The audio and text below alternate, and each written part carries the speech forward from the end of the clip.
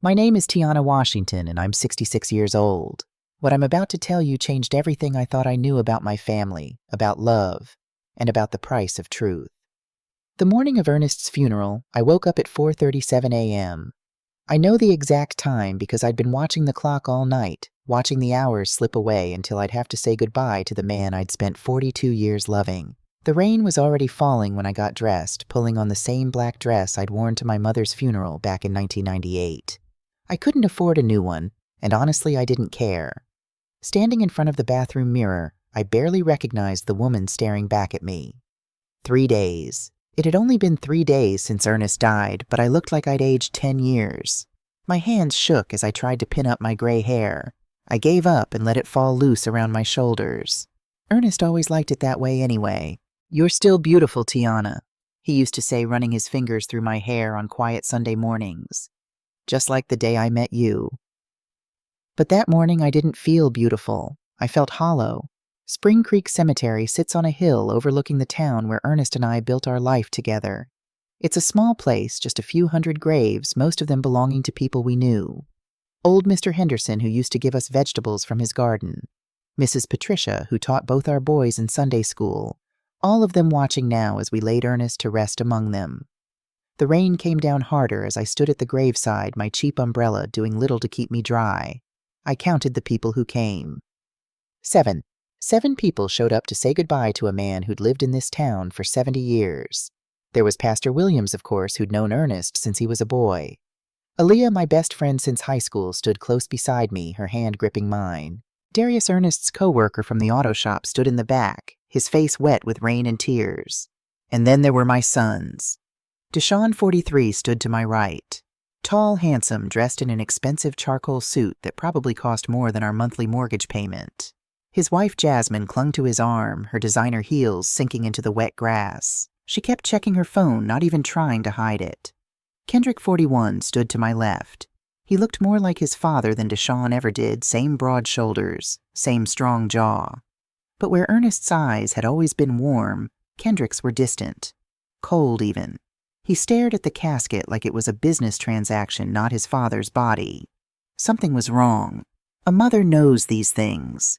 I'd raised these boys. I'd nursed them through fevers, comforted them through nightmares, bandaged their scraped knees. I knew every expression on their faces, every tone in their voices. And standing there at their father's funeral, I knew with a certainty that made my blood run cold that something was very, very wrong. Deshaun wasn't crying, not a single tear. He kept glancing at Kendrick with these quick, nervous looks. And Kendrick kept checking his watch. What kind of son checks his watch at his father's funeral? Pastor Williams began to speak. Ernest Washington was a good man, a faithful husband, a hard-working member of our community. I stopped listening. Instead, I watched my sons, watched the way they shifted their weight, the way Deshaun's jaw clenched when the pastor mentioned devoted father, the way Kendrick's eyes darted toward the parking lot like he couldn't wait to leave. "Why so few people?" I whispered to Aaliyah. She squeezed my hand. "Deshaun said he wanted to keep it small, private. He made all the arrangements so quickly I don't think word got around." "Ernest would have wanted more people here," I said. "He loved this town. These people were his family." "I know, honey. I know." The service was brief. Too brief. 15 minutes start to finish. Ernest deserved more than 15 minutes. As Pastor Williams said the final prayer, my phone buzzed in my coat pocket. I almost ignored it, who texts during a funeral, but something made me look. Unknown number. I opened the message and my world tilted on its axis. "He's not dead. They killed the wrong person. Trust no one, not even your sons." My hand started shaking so badly I almost dropped the phone. The words blurred and refocused, blurred and refocused.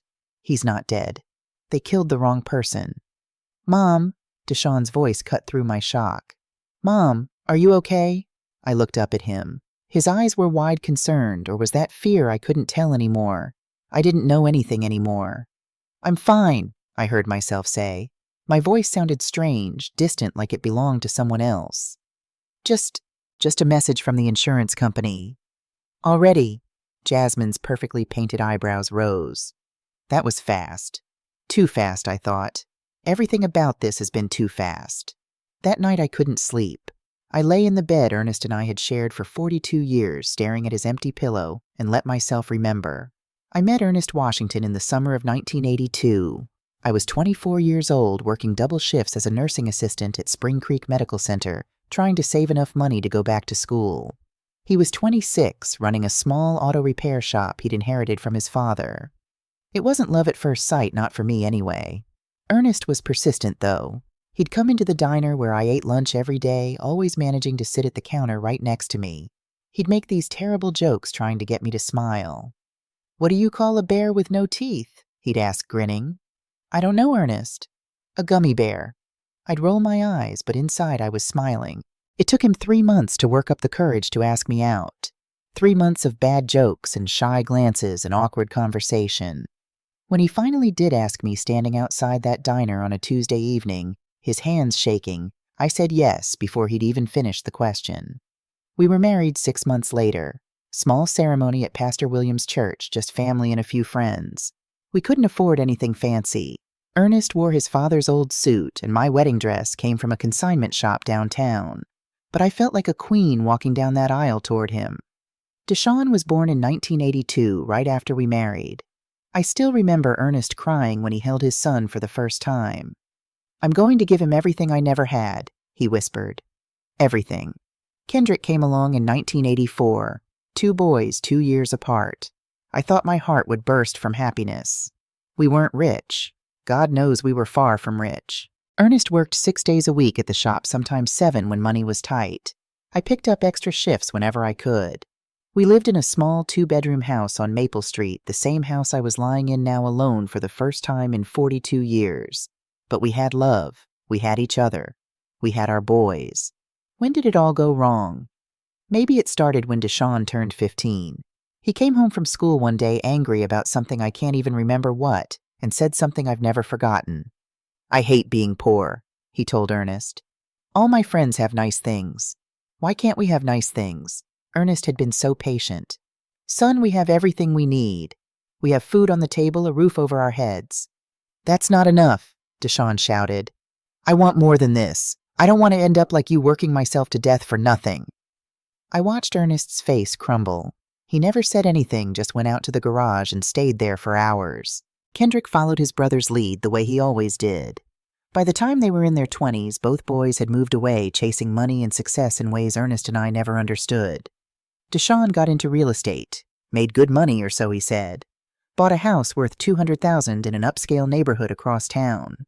Kendrick became some kind of investment consultant. I never quite understood what that meant. He owned a condo downtown that cost even more. They stopped visiting, stopped calling except on holidays, and even then the conversations were brief and awkward. "How's business?" Ernest would ask. "Fine, Dad. Listen, I gotta go." Click. When they did come over, they'd look around our modest home with barely concealed embarrassment. Jasmine, Deshawn's wife, made it worse. She'd wrinkle her nose at our worn furniture comment on how vintage everything looked, and not in a good way. "Mom," Dad Deshawn said during one visit last Christmas, "you really should consider moving. This neighborhood isn't what it used to be." "This is our home," Ernest replied quietly. "We raised you boys here." "Exactly. Don't you think it's time for an upgrade?" But we didn't want an upgrade. We wanted our sons back. The boys who used to help Ernest in the garage, who used to hug me goodnight, who used to love us without conditions. Those boys were gone. And now so was Ernest. I needed to face it. Needed to remember the day that changed everything, even though it hurt to think about. 3 weeks ago, a Tuesday morning just like any other, Ernest had kissed me goodbye at 6:30 a.m., grabbed his thermos of coffee, and headed to the shop. "Love you, Tiana," he said from the doorway like he did every morning. "Love you too," I called back. Those were the last words we spoke when everything was still normal. The call came at 10:17 a.m. I was folding laundry, thinking about what to make for dinner, when my phone rang. Deshawn's name flashed on the screen. "Mom," his voice was shaking, "you need to get to Memorial Hospital right now. Dad's been in an accident." The world stopped. "What kind of accident? Is he okay?" "Just come, please." I drove to that hospital faster than I've ever driven in my life. Aaliyah's grandson drove me. I was shaking too badly to hold the steering wheel. The whole way there I prayed. Prayed harder than I'd ever prayed in my life. When I got to the emergency room, Deshawn and Kendrick were already there. That should have been my first clue. I'd called them from the car, left frantic voicemails. How did they get there before me? The shop was only 5 minutes from my house, but 20 minutes from Deshawn's office. But in my panic, I didn't think about it. Where is he? I grabbed Deshawn's arm. Where's your father? ICU. Mom, it's bad. Really bad, doctor. Patricia Morrison, I knew her from my nursing days, came out to talk to us. Her face was grave. Mrs. Washington, your husband has a severe head injury. According to the paramedics, he fell at his shop, hit his head on a concrete workbench. The impact caused significant brain trauma and internal bleeding. But he'll be okay? My voice cracked. He'll recover. Dr. Morrison's pause said everything. We're doing everything we can. The next 48 hours are critical. They let me see him one at a time, 5 minutes only. I'll never forget walking into that ICU room. Ernest looked so small in that hospital bed, hooked up to machines that breathed for him, fed him, kept his heart beating. His head was wrapped in bandages. His face was so pale, so still. I took his hand, his strong, calloused hand that had held mine for 42 years, and whispered, Ernest, I'm here. Stay with me. Please stay with me. His fingers twitched, just slightly, but I felt it. He squeezed my hand. I called to the nurse. He knows I'm here. But the nurse just smiled sadly. Sometimes there are involuntary responses, Mrs. Washington. Don't get your hopes up. For 3 days, I practically lived at that hospital. Slept in the waiting room chairs, barely ate, just sat by Ernest's bed whenever they'd let me in. Deshawn and Kendrick came and went, always on their phones, always talking in low voices with the doctors about things they wouldn't explain to me. On the 3rd night, I fell asleep in the chair beside Ernest's bed. At some point, I felt someone touch my shoulder. Mom, you should go home and rest. It was Kendrick. His face was strange in the dim light of the hospital room. Not sad, not worried, just blank. I want to stay with your father, I said. Mom, you're exhausted. Let me sit with Dad tonight. You go home, take a real shower, sleep in a real bed. I'll call you if anything changes. I was so tired, too tired to argue, so I let him convince me. That was at midnight. At 4:37 a.m. that number again, my phone rang. Mom, Kendrick's voice was flat, emotionless. Dad's gone. His heart stopped at 4:15. They tried to revive him, but he's gone. I remember screaming. Remember Aaliyah's grandson driving me back to the hospital in the dark, me sobbing the whole way. Remember the doctor telling me they'd done everything they could, that sometimes these things just happen, that Ernest hadn't suffered. Lies. All lies. But I didn't know that yet. The funeral came 3 days later. So fast. Too fast. Deshawn made all the arrangements, picked the cheapest casket, the shortest service a plot in the far corner of the cemetery. It's what Dad would have wanted, he said. Simple. No fuss. But as I stood there in the rain reading that text message over and over, he's not dead. They killed the wrong person. I realized something that chilled me to my core. I didn't know what my husband would have wanted anymore. That night I sat alone in my kitchen staring at that text message until the words blurred. He's not dead.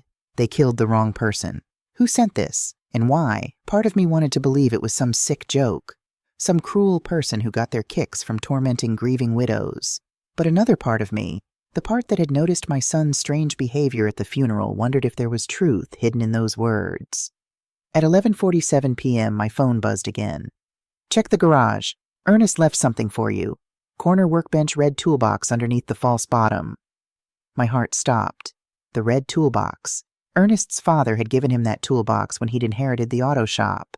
Ernest kept it at the garage downtown, not at home. Nobody knew about the false bottom except Ernest and me. He'd shown it to me years ago, a secret compartment where he kept important papers. So how did this person know I should have been scared? A 66-year-old woman alone with someone sending her mysterious messages in the middle of the night. But I wasn't scared. I was angry. Angry at the secrets. Angry at the lies. Angry at the feeling that I'd been living in a fog for weeks and was only now starting to see clearly. I grabbed my coat and car keys. Where are you going? Aaliyah had stayed with me after the funeral. She appeared in the kitchen doorway wrapped in one of my old robes. Tiana, it's almost midnight. I need to check something at Ernest's shop. Now, girl, whatever it is can wait until morning. No, I said quietly. It can't. Something in my voice must have convinced her because she didn't argue. Just grabbed her own coat and said, "Then I'm coming with you." The inside smelled like oil and metal and faintly like Ernest's cologne. My throat tightened. I'd avoided coming here since his death. Couldn't bear to see his workspace without him in it. "What are we looking for?" Aaliyah whispered, though there was no one else around. "Red toolbox, corner workbench." I found it exactly where it had always been. The toolbox was old, scratched, the red paint faded to pink in spots. I opened it. Wrenches, sockets, screwdrivers, all organized exactly how Ernest liked them. My fingers found the small latch hidden on the inside rim. Pressed it. The bottom of the toolbox popped up, revealing a hidden compartment beneath. Inside was a USB drive. "What is that?" Aaliyah leaned closer. "I don't know, but my hands were shaking as I picked it up." "Let's find out." We went back to my house. I dug out the old laptop Ernest had bought me 3 years ago. I barely knew how to use it, but Ernest had insisted I learn. "You need to keep up with technology, Tiana," he'd said. Now I plugged in the USB drive with trembling fingers. One video file, dated 3 weeks ago, the day before Ernest's accident. I clicked play. Ernest's face filled the screen. He was in the garage, must have propped the camera up on something. His face was haggard, exhausted, and when he spoke, his voice cracked. "Tiana," he began, and I started crying immediately. "If you're watching this, then I'm already gone, and I need you to know the truth." "Oh my God," Aaliyah breathed beside me. Ernest's image continued. "Our sons, Deshaun and Kendrick. They've been planning to kill me. I know how that sounds. I know what you're thinking, not our boys, not the babies we raised. But it's true, Tiana. I've heard them talking. I've seen the evidence." He held up papers to the camera. Insurance documents. 2 months ago, Deshaun convinced me to increase my life insurance. Said it was to protect you if something happened to me. I trusted him. Signed the papers. $125,000, Tiana. That's what my life is worth to them. My stomach churned. And it gets worse. Ernest shuffled through more papers. Deshaun owes $70,000 to some loan shark in the city.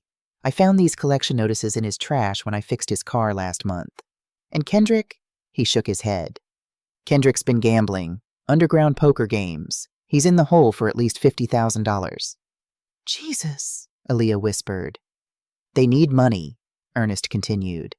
"Desperately. And they see me as the solution. Yesterday I overheard them talking in Deshaun's car. They didn't know I was in the shop. They were discussing how to do it. How to make it look like an accident." He paused, wiping his eyes. "I wanted to tell you, Tiana. Wanted to go to the police. But I need proof. Real proof. So I'm going to give them the chance to show who they really are. I'm going to—" The video cut off abruptly. "What?" I shouted at the screen. "You're going to what, E?" But the video was over. Just black screen and silence. I sat there staring at nothing, my mind reeling. My sons. My babies. Planning to murder their own father. "Tiana," Aaliyah's voice was thick with tears. "What are you going to do?" "I'm going to find out the truth," I said. "All of it." The next morning I started digging. First stop, Spring Creek Community Bank. I'd been banking there for 35 years. Keisha Thompson, the branch manager, had known me since she was in high school. "Tiana," she greeted me with a sad smile. "I'm so sorry about Ernest. How are you holding up?" "I'm managing. Keisha, I need to see our account statements, the last 6 months. Something flickered across her face. "Of course, let me pull those up." She printed them out, handed them across the desk. I scanned the numbers, my heart sinking with each line. $3,000 withdrawn in January, $5,000 in February, $7,000 in March. "Keisha, I didn't make these withdrawals." "No," she said carefully. "Ernest did. He came in personally each time." "Did he say what the money was for?" Another pause. "He said home repairs." "But Tiana," she lowered her voice, "the last time he came in he didn't look good. He seemed nervous, distracted, and what? Deshaun was with him. Said he was helping his dad with the paperwork because Ernest's eyes weren't what they used to be." She met my gaze. But Ernest was wearing his glasses, and he saw fine. My blood ran cold. Deshaun was there for all the withdrawals. At least twice that I saw personally, maybe more. $15,000. Gone. And my son had been there, helping. I left the bank and drove straight to Terrell Davis Insurance. Terrell had been Ernest's insurance agent for 20 years. Mrs. Washington, Terrell stood up when I entered, genuine grief on his face. I can't tell you how sorry I am. Ernest was a good man. Thank you, Terrell. I need to ask you about his life insurance policy. Of course, the paperwork should be finalized soon. $125,000, which should help you. When did he increase it? Terrell blinked. I'm sorry. Ernest used to have a $25,000 policy. When did he increase it to $125,000? Oh, that was... He shuffled through files. 4 months ago. His son came with him, actually. Deshaun. Said Ernest wanted to make sure you were taken care of. Deshaun suggested it. Well, yes, he was very insistent. Said his father was getting older, needed better protection. Ernest seemed reluctant at first, but Deshaun convinced him. Of course he did. My last stop was Ernest's garage. This time I went in daylight, really looked around. If Ernest had fallen and hit his head like Deshaun claimed, there should be signs. Blood, damage, something. But the garage was pristine. Clean. Too clean. Can I help you? I jumped. Darius, Ernest's longtime employee, stood in the doorway. He was a big man, mid-50s, with kind eyes that were red-rimmed now. Darius, I didn't know you were working today. Thought I'd come in, clean up a bit. Can't quite believe he's gone, you know. He walked over, stood beside me. You looking for something? The accident, I said. Where did it happen? Darius's expression changed, became guarded. What do you mean? Ernest fell, hit his head. Where, Mrs. Washington, I wasn't here that morning. When I came in around noon, everything was already cleaned up. Cleaned up by who? Your sons. They said they didn't want you to see the blood and all. But there was no blood. I could see it in Darius's eyes. He knew something was wrong, too. Darius, I said quietly, what really happened that morning? He looked torn. Finally, he said, I got here at 6 a.m. like always. Ernest was already here working on the Henderson's Ford. Around 9:30, Deshaun showed up, said he wanted to talk to his dad about something private, so I went to grab coffee. When I came back 20 minutes later, he swallowed hard. The ambulance was here. Ernest was on the floor, and Deshaun was on the phone crying, saying his dad had fallen. But you don't think he fell? I think... Darius chose his words carefully. I think something else happened in those 20 minutes I was gone. That afternoon, my phone buzzed again. Same unknown number. You're getting close, but you're looking at the wrong person. Meet me at Clara's Diner 6 p.m. Come alone. I'll be in the last booth. Every instinct told me not to go. This could be dangerous. This could be a trap. But I had to know. Clara's Diner was a Spring Creek institution, been there since the 1950s. At 6 p.m. it was moderately busy, mostly elderly couples having early dinner. I walked to the last booth, my heart pounding. Someone was already there, face hidden behind a menu. When the menu lowered, I nearly fell over. It was Jasmine, my daughter-in-law, Deshaun's wife. Sit down, she said quietly, before anyone sees us together. I slid into the booth, my mind racing. You've been sending me those messages. Yes. Why? Jasmine's perfect makeup couldn't hide the dark circles under her eyes, the worry lines around her mouth. She looked like she hadn't slept in days. Because I'm scared, she whispered. Because I made a mistake. Because... Her voice broke. Because I know what Deshaun did, and if I don't tell someone, I'm going to lose my mind. My hands clenched into fists. What did he do, Jasmine? Tell me. She glanced around nervously, then leaned forward. Deshaun killed Ernest. Him and Kendrick together. They planned it for months. I heard them talking. I tried to convince myself I was imagining things, but... How? My voice was barely audible. How did they do it? The garage, that morning. Deshaun went there with... She paused. With insulin. He's diabetic, you know that. But what you don't know is that concentrated insulin can kill someone if you inject enough of it. Makes it look like a heart attack or stroke. My vision swam. And he was going to inject Ernest, make it look natural. But when he got there, Jasmine's eyes filled with tears.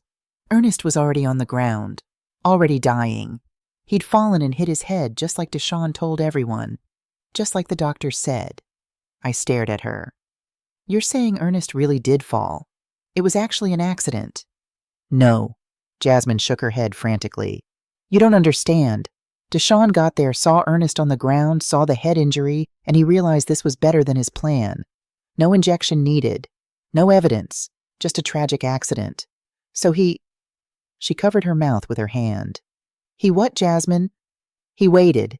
He didn't call 911 for 45 minutes. Just stood there with his phone in his hand while Ernest lay dying on that concrete floor. By the time the ambulance arrived, the damage was done. Ernest might have survived if Deshawn had called immediately, but he didn't. He let him die. The diner spun around me. I gripped the edge of the table to keep from falling. Why are you telling me this? I managed to ask. Because I can't live with it. Jasmine's voice rose, then dropped to a frantic whisper. Because Deshawn is talking about doing the same thing to you. The insurance money isn't enough. He wants the house, the savings, everything. And you're in the way. He wants to kill me too. Yes. A tear rolled down her cheek, smearing her mascara. I know I should have told you sooner. I know I should have gone to the police, but I was scared. I still am. Deshawn isn't the man I married. The debt, the pressure, it's changed him into someone I don't recognize. Someone capable of... Jasmine. I reached across the table, grabbed her hand. We have to go to the police, right now. You have to tell them everything. But she pulled away, shaking her head. I can't. Don't you understand I have no proof? It's just my word against his. And if he finds out I talked to you... She stood up abruptly. I shouldn't have come. This was a mistake. Wait. But she was already walking away, practically running toward the exit. I sat there alone in that booth, my whole world crumbling around me. My son had murdered his father, had watched him die, and now he was planning to do the same to me. And the worst part, the part that made me want to scream, I believed her. Every word. My phone buzzed. Another text from an unknown number, but different from the first one. Mom, we need to talk. Come to Kendrick's house tonight at 9. Both of us will be there. It's time you knew the truth. It was from Deshawn's number. He wasn't even hiding anymore. I looked at that message for a long time. I should call the police. I should run. I should do anything except walk into a house with 2 men who'd already killed once and were planning to kill again. But Ernest deserved justice. And I deserved the truth. So at 8:45 p.m. I got in my car and started driving toward my son's house. I was done being afraid. It was time to face my boys. Kendrick's house was in Cedar Heights, the expensive part of town where Ernest and I had never belonged. Massive homes with perfectly manicured lawns, 3-car garages, the kind of neighborhood where people hired others to decorate their Christmas trees. My hands were steady on the steering wheel. Strange that. I should have been terrified driving toward a confrontation with 2 men who'd let their father die. But I wasn't scared anymore. I was something else entirely. I was ready. The house was dark except for a single light in the living room. I parked on the street, walked up the stone pathway, and rang the doorbell. It echoed inside like a death knell. Deshawn opened the door. His tie was loose, his eyes bloodshot. He'd been drinking. Mom! He stepped aside. Thanks for coming. Did I have a choice? Something flickered across his face, surprise maybe at my tone. I'd always been the soft one, the peacemaker, the mother who forgave everything. Not tonight. Kendrick was in the living room, pacing like a caged animal. He looked worse than Deshawn, unshaven, his shirt wrinkled, his hands shaking. Sit down, Mom, Deshawn said, gesturing to the leather couch that probably cost more than my car. I'll stand. The brothers exchanged glances. Mom, Kendrick began, his voice cracking. We know what you think. Do you? I cut him off. Do you know what I think? That I raised 2 murderers. That the babies I nursed, the boys I sacrificed everything for, let their father die on a garage floor because they needed money. It wasn't like that, Deshawn said, but his voice was weak. Then tell me what it was like. I pulled out my phone, showed them the video Ernest had made. Tell me how this wasn't exactly what it looks like. Kendrick made a sound like a wounded animal. Deshawn's face went pale. Where did you get that? Deshawn whispered. Your father left it for me, along with evidence of your debts, your gambling, your plans to increase his insurance. I stepped closer to them. So tell me the truth. All of it. Because I'm going to the police tomorrow morning, and this is your last chance to explain yourselves. The silence stretched out thick and suffocating. Finally, Kendrick collapsed onto a chair, his head in his hands. We didn't kill him, Mom. I swear to God we didn't kill him. You let him die. Yes. The word came out as a sob. Yes, we let him die. But we didn't. We weren't the ones who... He looked up at me, tears streaming down his face. Mom, you have to understand, we were desperate. The debts, the pressure, we couldn't think straight. Deshaun still stood rigid, his jaw clenched. That morning, he said, his voice flat, I went to the garage with insulin. Concentrated doses. I was going to inject Dad, make it look like a heart attack. He met my eyes. Yes, Mom, I was going to kill our father. The words hung in the air like poison. But when I got there, Deshaun continued, Dad was already on the ground, blood coming from his head. He'd fallen, hit the corner of the workbench. He was still alive, barely conscious, reaching for his phone. I could see it. Ernest lying there in pain, scared, reaching for help. And you watched.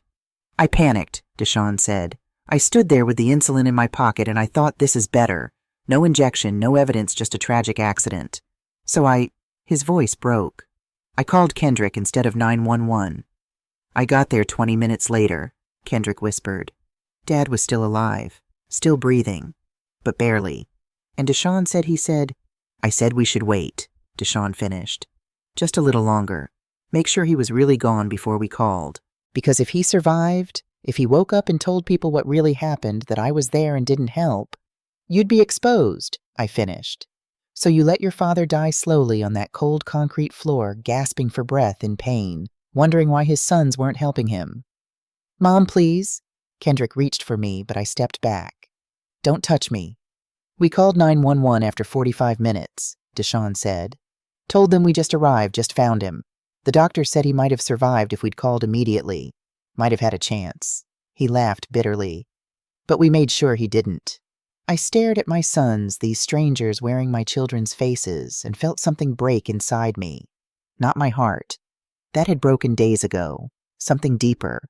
Some fundamental belief that family meant something, that love could overcome anything, that the boys I'd raised couldn't be capable of this. There's something else you need to know, I said quietly. What? Deshaun frowned. I pulled out my phone, opened the second video file on the USB drive. The one I'd watched alone last night, the one that had changed everything. Ernest made another video, the same day. Want to see it? I pressed play. Ernest's face filled my phone screen again, but this time he looked different. Calmer, almost at peace. Tiana, his recorded voice began. By now you've seen the first video. You know what our sons are planning. But there's something else you need to know. Something I haven't told anyone except Dr. Morrison. Deshaun and Kendrick leaned forward, confusion on their faces. 4 weeks ago, Ernest continued, I was diagnosed with stage 4 lung cancer, inoperable. The doctor gave me 2, maybe 3 months, maybe less. The room went silent. Even my heartbeat seemed to stop. I'm dying, Tiana. I've been dying this whole time. And when I found out what our boys were planning, his voice hardened. I couldn't let them become murderers, not real ones. So I decided to give them what they wanted. My death, but on my terms. No, Kendrick breathed. No. That morning, Ernest said, I'm going to create an accident. I'm going to hit my head, make it look real, and then I'm going to wait and see what Deshaun does when he arrives. Will he help me? Will he call for help? Or will he do exactly what I think he'll do? Let me die and take the insurance money. My vision blurred with tears. This is my gift to you, son. Ernest looked directly at the camera. A chance to not be a real killer. You'll think you murdered me. You'll live with that guilt. But technically I did this to myself. I saved you from becoming the person you were about to become. And when the truth comes out, and it will come out because Tiana will make sure of it, maybe, just maybe, you'll understand that everything I did was to save your soul. The video ended. The silence in that room was deafening. He killed himself. Kendrick's voice was barely a whisper. To trap us. No, I said. He was already dying. He just controlled how it happened, and he made sure you'd be caught. Deshaun had gone white. So we didn't actually kill him. You let him die. You delayed calling for help.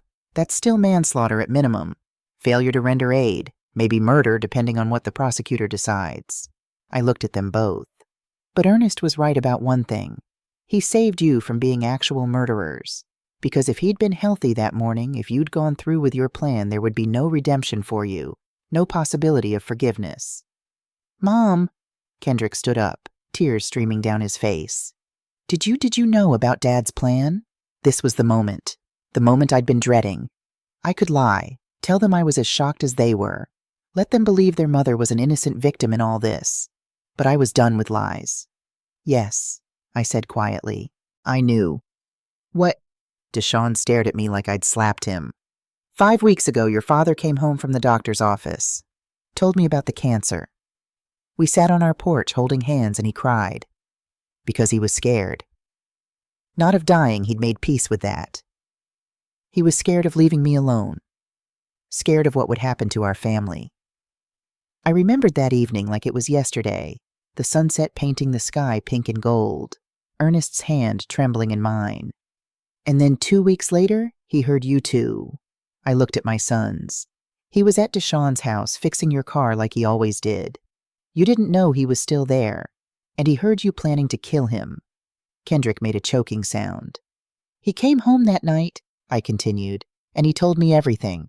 At first I wanted to call the police, but Ernest said no. He said, my voice cracked. He said, Tiana, I'm dying anyway. But if I die at their hands, they'll be murderers forever. Their souls will be damned. But if I control this, if I create a situation where they think they've killed me, but haven't really, maybe they can still be saved. So you helped him, Deshawn said. His voice was hollow. You knew he was going to and you let him. I tried to talk him out of it. For days, I begged him to just go to the police to get you both arrested before you could do anything. But he wouldn't. He said he'd rather die knowing he'd tried to save your souls than live a few more weeks knowing his sons had become monsters. So the whole time, Kendrick whispered, at the hospital at the funeral, you knew. You knew what we'd done. You knew about Dad's plan. And you just watched us. I watched you show exactly who you'd become, I said. I watched you stand at your father's grave and not shed a single tear. I watched you push me to sell the house to sign over the insurance money. I watched you prove that your father was right. You'd chosen money over love. But Jasmine, Deshawn said suddenly, she sent you those messages. Actually, a voice said from the doorway. I didn't. We all turned. Jasmine stood there, but she wasn't alone. Behind her was Sergeant Malcolm Johnson, and behind him 3 uniformed officers. I'm sorry, Deshawn, Jasmine said, tears running down her mascara. But I couldn't be part of this anymore. Jasmine was the one who came to me, Sergeant Johnson said, stepping forward. 3 days ago. Told me everything she'd overheard. We've been building a case since then. He looked at me. And Mrs. Washington attorney Rashad Williams contacted us yesterday with video evidence from your late husband, along with his medical records confirming terminal cancer and detailed notes about his plan. Wait, Deshawn's eyes darted between us. So the messages who sent the messages, I did. I said is said. The first one at the funeral was to see your reaction. The second one was to lead me to the USB drive that Ernest and I had planted together. We needed to build a case against you. We needed evidence. And we needed you to think you were getting away with it so you'd incriminate yourselves further. You set us up, Kendrick whispered. You and Dad, you set us up. No, I said firmly. You set yourselves up the moment you decided money was worth more than your father's life. Ernest and I just made sure justice would be served. Sergeant Johnson pulled out handcuffs. Deshawn Washington Kendrick Washington, you're under arrest for conspiracy to commit murder and failure to render aid resulting in death. You have the right to remain silent. I watched as they handcuffed my sons, watched Kendrick sob, watched Deshawn's face crumble as the reality hit him he was going to prison. They both were. Mom, Kendrick cried as the officers led him toward the door. Mom, please, we're sorry. We're so sorry. Please don't let them. I love you, I said. My voice was steady. I will always love you, but I love your father more, and I loved the men you could have been more than I loved the men you became. They took my sons away. The trial lasted 3 weeks. The evidence was overwhelming. Video testimony from Ernest recorded before his death, authenticated by multiple witnesses, medical records showing the cancer, bank statements, insurance documents, and most damning of all testimony from Darius about the 45-minute gap before 911 was called. The jury took 4 hours to reach a verdict. Guilty on all counts. Deshawn received 20 years. Kendrick, because he showed remorse and cooperated with prosecutors, got 15. I visited Kendrick in prison last week. Not Deshaun, he still won't see me, still blames me for setting them up. But Kendrick's different. Prison has changed him. Or maybe it's just brought out who he really was, buried under years of greed and poor choices. I understand now, he told me through the glass partition. What Dad did. He didn't kill himself to punish us. He did it to save us. How do you figure? I asked. If we'd gone through with it, if we'd actually murdered him when he was healthy, we'd be monsters. Irredeemable. But this way, he wiped his eyes. This way we have to live with what we chose to do, but we also have to live with the knowledge that Dad loved us enough to die in a way that might give us a chance at redemption someday. I reached toward the glass. Your father always believed in second chances. Do you? Kendrick looked at me with Ernest's eyes. Do you believe we can be redeemed? I believe, I said carefully, that it's not about what I believe. It's about what you do with the years you have left. You can waste them in bitterness, or you can use them to become the men your father hoped you'd be. Today I sat on my porch, the same porch where Ernest and I had our last real conversation, and opened the final letter he'd left for me. Rashad Williams had given it to me with instructions not to open it until after the trial. My dearest Tiana, if you're reading this, it's over. Our boys have been judged sentenced, and now they're beginning to pay for their choices. I know this has been impossibly hard on you. I know you've had to live with the weight of our secret, had to watch our sons grieve for a father they thought they'd killed, had to pretend ignorance when you knew the truth all along. I'm sorry for that burden, but I'm not sorry for what we did. We gave them a chance, Tiana, a chance to choose love over greed, family over money.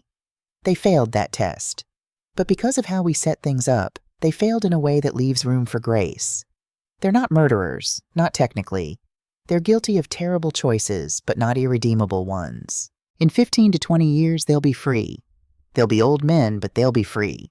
And maybe, just maybe, they'll have used that time to become the sons we always hoped they'd be. Live well, my love. Don't grieve for me. I was dying anyway, and I got to die knowing I'd done everything I could to save our boys' souls. I love you forever. Ernest. I folded the letter, placed it in the Bible Ernest had given me on our wedding day, and looked out at the street where we'd raised our family. The house is quiet now, too quiet. But I'm not alone. I have Aaliyah who visits every day. I have my church community. I have the memories of 42 years with a man who loved me enough to die for our children's souls. And I have hope.